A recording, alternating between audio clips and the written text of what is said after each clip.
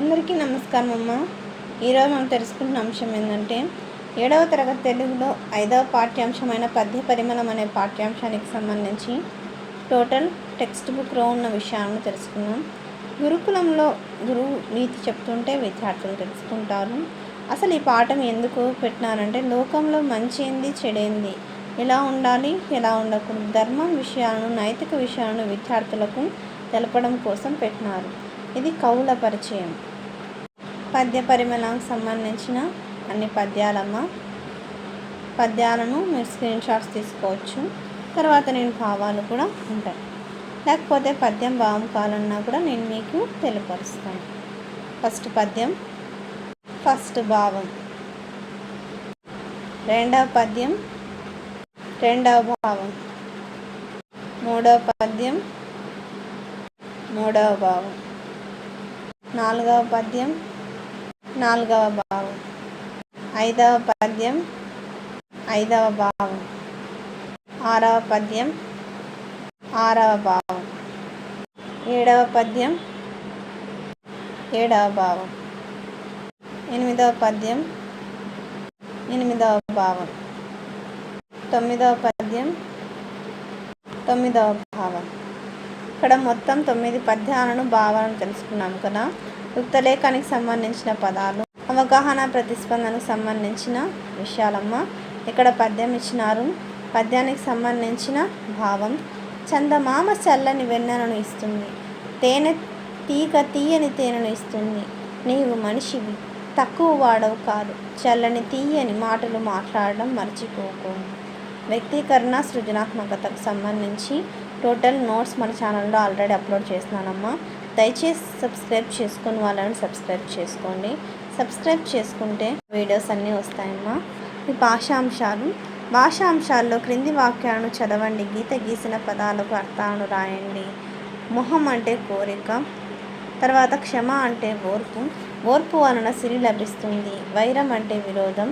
విరోధం స్నేహితులతో మంచిది కాదు. పంకినం అంటే బురద. బురద ప్రదేశంలో తామరలు వికసిస్తాయి. భాస్కరుడు అంటే సూర్యుడు. సూర్యుడు లోకానికి వెలుగునిస్తాడు. తర్వాత క్రింది వాక్యాలలో సమానార్థక పదాలను పర్యాయ పదాలను గుర్తించి రాయండి. చేయి, కరము, హస్తము. సిరి, ధనము, సంపద. భూమి, అవని, పుడమి. కనకం, పసిడి, పుత్తడి. ఈ క్రింది పదాలకు వ్యతిరేక పదాలను రాయండి. పాపం, పుణ్యం. ధర్మం, అధర్మం. సురులు, అసురులు. విద్య, అవిద్య. చెడు, మంచి. రెండవది, క్రింది ప్రకృతి వికృతి పదాలను జతపరచండి. విద్య, విద్యే. అగ్ని, అగ్గి. ధర్మము ప్రకృతి, ధమ్మము వికృతి. హంస ప్రకృతి, అంశ వికృతి.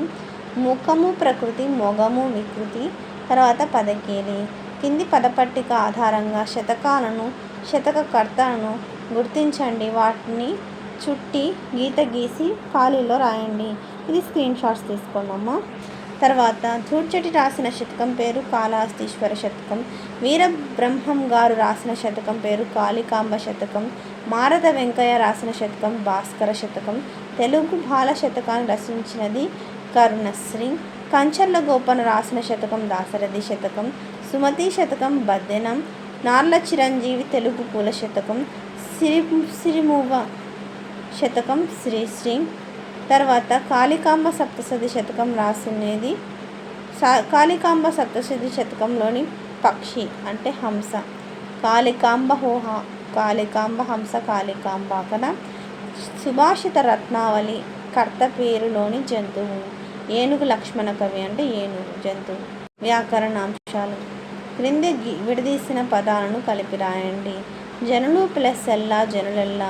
పంకిలము ప్లస్ అవును, పంకిలమౌను. సొమ్ములు ప్లస్ అగుచు, సొమ్ములగుచు. సూర్యుడు ప్లస్ ఒక, సూర్యుడొక. బాధలు ప్లస్ ఓర్చుకున్న, బాధలు ఓర్చుకున్న. క్రింది పదాలను విడదీసి సంధి పేర్లను రాయండి. సౌఖ్యములెల్లను, సౌఖ్యములు ప్లస్ ఎల్లను కారసంధి. పంకిలమౌను, పంకిలము ప్లస్ అవును కారసంధి. కార్యములెల్లా, కార్యములు ప్లస్ ఎల్లా కారసంధి. క్రింది విడదీసిన పదాలను కలిపి రాయండి. శుద్ధి అగును, శుద్ధి అగును. లేని ప్లస్ అప్పుడు, లేనప్పుడన్, లేనప్పుడన్. మూసిన ప్లస్ అంతటన్, మూసినంతటన్, మూసిన ఎంతటన్. ప్రేమ ప్లస్ ఉసంగ ప్రేమోసంగ ప్రేమయుసంగ, ముట్టక ప్లస్ ఉండదదెట్లు ముట్టకుండదదెట్లు. తర్వాత క్రింది పదాలను విడదీసి సంధి పేర్లను రాయండి. గురుపదేశం గురు ప్లస్ ఉపదేశం సవర్ణ దీర్ఘ సంధి. చరణాభివాదనం చరణ ప్లస్ అభివాదనం సవర్ణ దీర్ఘ సంధి. విద్యార్థి విద్యా ప్లస్ అర్థి సవర్ణ దీర్ఘ సంధి. ఋషీశ్వరుడు ఋషి ప్లస్ ఈశ్వరుడు సవర్ణ దీర్ఘ సంధి. కింద గీత గీసిన పదాలలోని ప్రత్యయాలను గుర్తించి రాయండి. ఇక్కడ కిన్కున్ యొక్క లోన్ లోపల షష్ఠీ విభక్తి, నిన్నులను గూర్చి గురించి ద్వితీయ విభక్తి, కిన్కున్ యొక్క లోన్ లోపల షష్ఠీ విభక్తి, అందున్నన్ సప్తమి విభక్తి, ఓ ఓయి ఓరి ఓసి సంబోధన ప్రథమ విభక్తి, చితంచెన్ తొడంతో తృతీయ విభక్తి, డూము ఊలు ప్రథమ విభక్తి, వలనన్ కంటెంట్ బట్టి పంచమి విభక్తి, కొరకుంక చతుర్థి విభక్తి. ఆగం అంటే క్రింది వాక్యాలను చదవండి. గీత గీసిన పదాలను విడదీసి రాయండి. మా యమ్మ మా ప్లస్ అమ్మ, దుక్కిటెద్దు దుక్కి ప్లస్ ఎద్దు, చిగురుటాకు చిగురు ప్లస్ ఆకు, గుణవంతురాలు గుణవంత ప్లస్ ఆలు.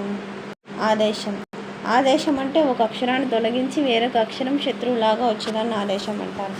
కూరగాయలు ఇక్కడ కా పోయి కా వచ్చింది, గాకు కూరగాయలు, కూర ప్లస్ కాయలు, ఇక్కడ కా పోయి గా పోయి కా వచ్చింది. గుర్రపు కళ్ళెం ఇక్కడ గుర్రము ప్లస్ కళ్ళెం, ఇక్కడ పూ పోయి మూ వచ్చింది. కాళ్ళు చేతులు, కాళ్ళు ప్లస్ చేయి, ఇక్కడ సే పోయి చే వచ్చింది. తర్వాత చతుర్థి విభక్తికి సంబంధించినట్టు ఇక్కడ ఇటువైపు ఉన్న దానిల కొరకు సరిపోయే చేర్చి రాయాల. ఇట్లా మనం రాసేసినాం. వంట కొరకు అంటే వంట కొరకు కట్టెలు కొట్టబడినవి. గాలి కొరకు అంటే గాలి కొరకు కిటికీలు తెరిచారు. వామనుని కొరకు బలి 3 అడుగుల నేలను దానం చేశాడు. సూర్యోదయం కొరకు పద్మాలు వేచి ఉన్నాయి. దశరథుడు పుత్ర సంతానం కొరకు పుత్రకామేష్టి యాగం చేశాడు. కొరకుంకై చతుర్థి విభక్తి. ప్రాజెక్టు పని, క్రమ సంఖ్య, కవి పేరు, కాలం, శతకం పేరు, ఇతర రచనలు. వేమన 17వ శతాబ్దం.